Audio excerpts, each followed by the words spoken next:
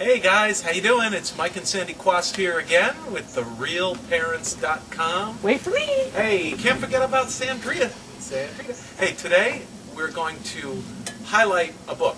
It's a great book, but actually just a segment from this book. It's called How to Say It to Kids, and it's written by Richard Heyman. But the topic of the day today is bedwetting. Hey, I'm sloshing through the bed. What's the percentage of kids that wet their bed? Well, according to How to Say It. well, not all kids that wet their bed, but you know the issue is not younger kids. It's really not considered a problem unless a child is 5 years or older and is wetting their bed more than 2 times a month. So occasionally kids can have like a little mistake or whatever, and it's not considered a bedwetting problem. But as it talks about in this book here, the percentage of 8-year-olds that still wet their bed on a continual basis is about 7%. So, well, our 5-year-old actually, we used to have the pull-ups. They've got those big pull-ups that he'd wear at night because he did. You know, he was perfectly fine during the day, but at night sleeps like an absolute log. And so what we did is or a rock. and what we did is we stopped putting them on because it wasn't all the time, but whenever they wet their bed, what a pain in the neck in the middle of the night to clean up the mess. Yeah, it is a pain in the neck. But you know, the topic of this book is how to say it. So you know, understanding that the kid's not doing it on purpose, I would say 99% of the times. But like with our 5-year-old, what we've done, some of the ways that you preempt it, and this can't go on forever, but it's a good way to develop their confidence is we'll wake him up. You know, he'll make sure he goes to the bathroom right before he goes to sleep. Try to slow down on the drinks. Yeah, you a half hour to an hour before. Well, at least I would say even 2 hours before they go to bed, depending on what time they go to bed. Don't give them anything to drink, and on occasion they're thirsty, so you have to ultimately. Yeah. But try to get out of that. Just make sure they're getting a lot of fluids throughout the day. Yeah, so our son goes to bed around 7:30, 8 o'clock, and then around 11:30 we wake him up, or well, actually I don't even know if he's awake. Mike actually carries him into the bathroom, He walks in the bathroom like and he's like a drunken sailor. Yeah, it's like splashing it on the wall. But he pees again quite a bit. He does. But, and occasionally, even after that, he might wet the bed still, but that doesn't happen very often. Right, so there are ways of preempting it. One of the things that they talk about in this book is called a urine alarm. You can Google urine alarm. But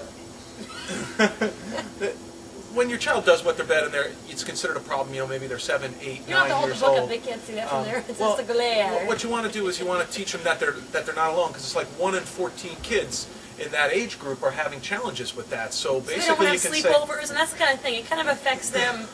Their confidence in themselves. They don't want to go to sleepovers. They don't want kids to sleep over their house. They're embarrassed by it. But if you're empathetic, if you have empathy towards them, and say, hey, what did it say in the book? It said something like what not to say. What's the yeah, I'm going to get to that. But this is important because it's really not you're not alone, and that's what you have to be able to communicate to your child, because 1 in 14 kids on average has that issue. So.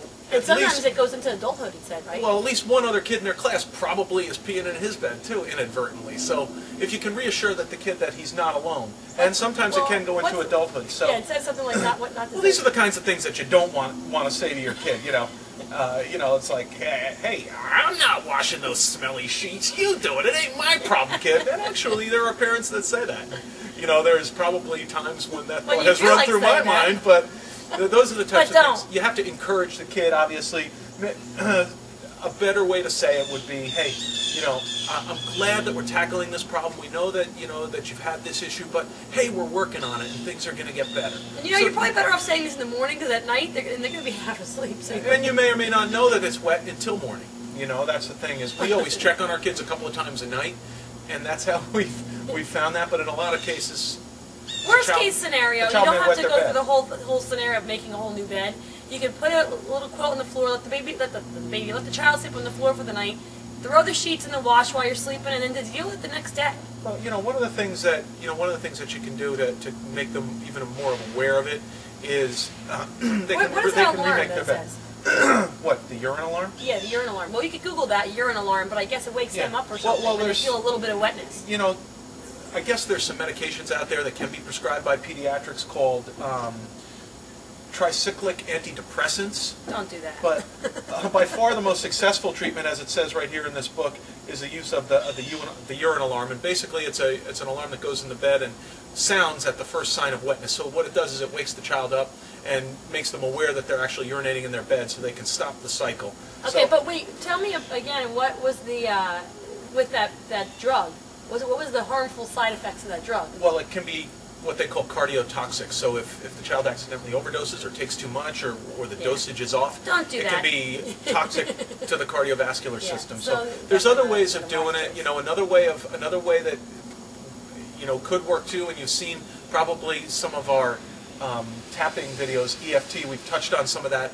That may be an attack for it too, and maybe we'll do another video on that specifically. But anyway, this is how to say it to your kids, and as we've talked about in others, it's the ice cream man's here. I'm going to give some ice cream. Hey, give me some ice cream too. Just be positive parenting, and talk to your kids.